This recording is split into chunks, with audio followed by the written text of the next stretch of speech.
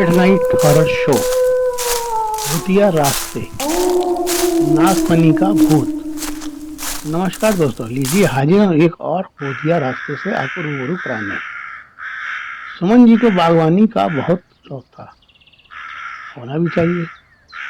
जहाँ चारों ओर प्रदूषण ही प्रदूषण हो, वहाँ पेड़ पौधों का होना बहुत जरूरी भी है, क्योंकि प्रदूषण से जहाँ एक और हमारी प्राणवायु यानी ऑक्सीजन की कमी हो रही है, उसे तो हमारे जीवन साथी पौधे ही पूरा करते हैं ना। सुमन जी को बचपन से ही पेड़ पौधों का शौक इसलिए था क्योंकि उनका बचपन अपने गांव के घर रसूलाबाद में बीता था। गांव की तो बात ही कुछ और होती है। चारों ओर हरे भरे खेत, शुद्ध शीतल वायु, मिट्टी की सौंधी सौंधी सुगंध अनायास ही मन को मोह लेती है। जब मन स्वस्थ, तब तन तो अपने आप ही स्वस्थ हो जाता है ना। जी क्या कहा? मैं अपने विषय से भटक गया?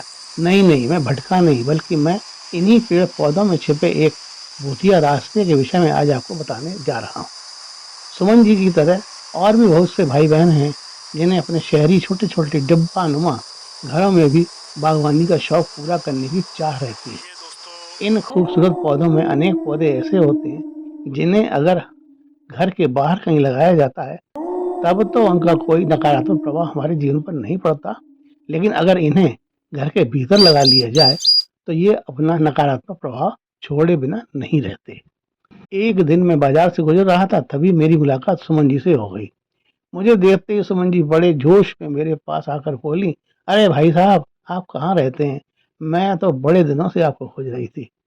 मैंने कहा, अरे अगर आपने दिल से याद किया होता तो मैं स्वयं ही आपके पास खींचा चला जाता। आपने शायद ऊपरी मन से याद किया होगा। मन से किया गया याद तो बस चलायमान ही होता है, क्योंकि मन तो चंचल होता है ना सुमन जी। बात तो दिल से दिल के मिलने की होती है। मेरी बात सुनकर सुमन जी हंसते हुए बोली, आप तो बस। मैंने कहा, बताइए कैसे याद किया इस गरीब को? सुमन जी बोली, आप अगर अभी फ्री हो तो चलिए मेरे साथ। मैंने कहा, कहाँ? क्या मूवी दिखाने नहीं चलेंगी? सुमन जी बोली, अजी मूवी तो मेरे घर में ही रोज बनती है। कभी मैं हीरोइन होती हूँ, कभी वो हीरो होते हैं, और कभी कभी तो बच्चे विलेन का रोल अदा करने लगते हैं। मैंने कहा, तब तो जरूर चलना पड़ेगा आपके साथ आपके घर। और फिर कुछ ही देर में सुमन जी के घर में मौजूद था। घर आते ही सुमन जी की मेड 2 कप चाय ले आई। ऐसा लगा जैसे चाय पहले से तैयार थी। मैं सुमन जी की ड्राइंग रूम में बैठा था, जहां से उनके घर के भीतर छज्जे में बना छोटा सा बगीचा बहुत सुंदर दिख रहा था। बगीचे में तरह तरह के रंग बिरंगे फूल खिले हुए थे और कुछ अन्य पौधे भी लगे थे। उसी बीच कुछ सब्जियों के पौधे भी लगा रहे थे। सुमन जी बोली, भाई साहब, कुछ दिनों से न जाने क्या हो गया है, घर में कोहराम मचा रहता है। बेबात की बात हो जाती है, जिससे आपस में बहसबाजी शुरू हो जाती है, और फिर कम से कम 2-3 दिनों तक मूड खराब रहता है। बच्चे भी आपस में ही लड़ते लड़ते रहते हैं। आप तो देख ही रहे हैं, घर में किसी चीज की कोई कमी नहीं है। खाना बनाने के लिए मेड भी लगी है और भी 2 नौकर हैं। इतना छोटा तो घर भी नहीं है जो किसी को किसी चीज की कमी महसूस हो। फिर भी ना जाने क्यों ऐसा क्यों हो रहा है, घर में हमेशा अशांति ही अशांति छाई रहती है। मैं उठा और सुमन जी से बोला, आपने बगीचा तो बड़ा सुंदर सजा रखा है, कोई माली वाली रखा हुआ है इसकी देखभाल के लिए, या स्वयं ही सेवा करती हैं?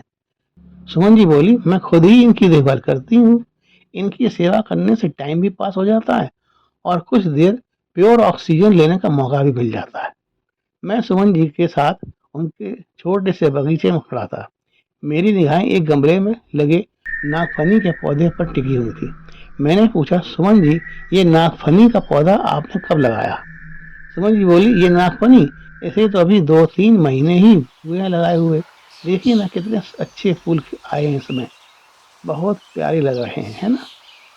मैंने कहा, सुमन जी, एक बात बोलूं, इस नागफनी के पौधे ने ही आपके घर का एक भूतिया रास्ता खोल दिया है। और कोई बात नहीं है आपके घर में, कोई भूत भूत नहीं है, ना ही किसी ने कुछ करवा रखा है। जिस दिन आप इस नागफनी के पौधे को घर से निकाल देंगी, देखिएगा आपके घर के सारे झगड़े समाप्त हो जाएंगे। यही है आपके घर का भूतिया रास्ता।